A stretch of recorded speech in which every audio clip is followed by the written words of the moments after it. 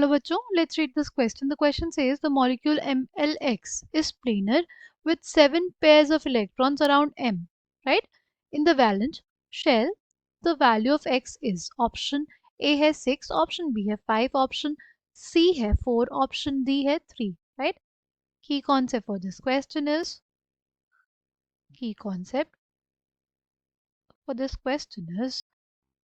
geometry and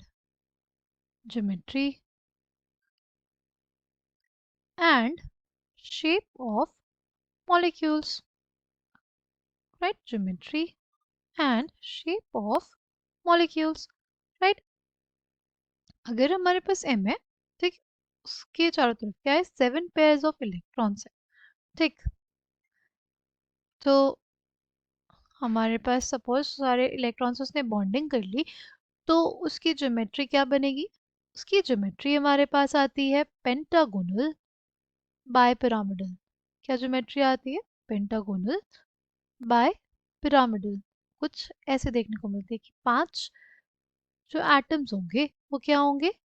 plane में होंगे, right? ये जो 5 एटम्स है क्या है? प्लेन में है, एक अबव द प्लेन एक below the plane, right? Geometry क्या हो जाएगी? पेंटागोनल बाय पिरामिडल, जब सारे सारे ही इलेक्ट्रॉन्स ने क्या किए? बॉन्डिंग की है, ठीक।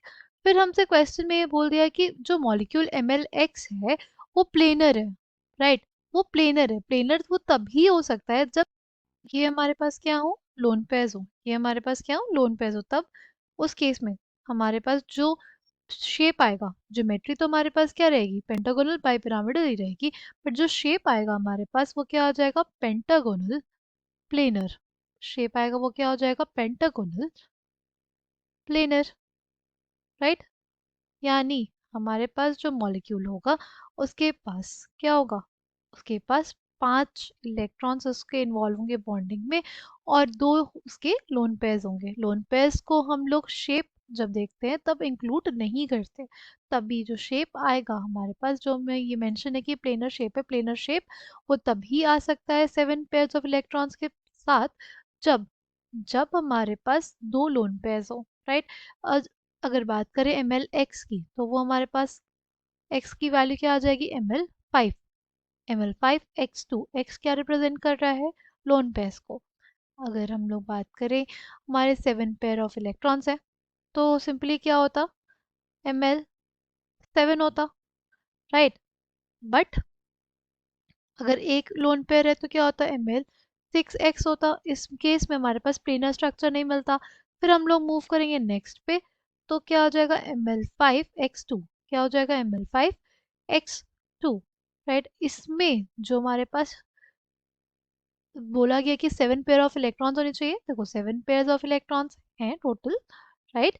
और प्लेनर स्ट्रक्चर होना चाहिए। प्लेनर स्ट्रक्चर भी है ML5 के लिए, क्योंकि x जो होगा जो हमारे लोन पेयर्स होंगे वो क्या होते हैं? वो हम लोग शेप देखते टाइम इंक्लूड नहीं करते, राइट? उस केस में जो शेप आएगा हमारे पास वो पेंटागोनल प्लेनर आएगा, राइट?